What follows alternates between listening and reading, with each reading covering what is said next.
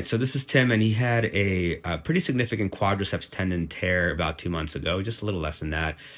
Was a surgery to repair his quadriceps tendon in the left knee. And he ended up augmenting the repair with PRP to help because it was really a shredded tear, and he does a lot of lifting. So, Tim, tell us about your story here. Second, I had my surgery July 29th. Got the PRP injection that week of surgery, the Friday, and ever since then, I would notice improvements every 2 to 3 days. There was kind of a snowball effect.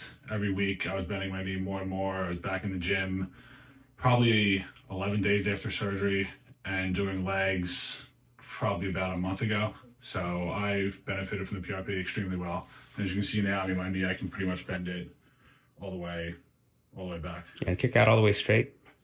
Yeah, and you can compare on the other side here. So most people lose a lot of quad bulk. You can see there's still a little bit lost there, and Tim does a lot of lifting, but he is only not even 2 months out and about at the 4 month mark as far as his recovery. So it's also a testament to his own motivation and working with quality therapists, but he is about double the time of what we expect with a typical repair. Even for someone that didn't have such a shredded tendon, people just seem to be recovering significantly faster when adding these things. So anything you'd recommend to someone going through something similar? I'll definitely recommend getting the PRP just from going into the surgery. I thought it was going to be 6 months before I would be back in the gym doing legs, and it's already been less than 2 months. So that was all that I needed to know. That it definitely helped me out. Awesome. Thank you, Tim.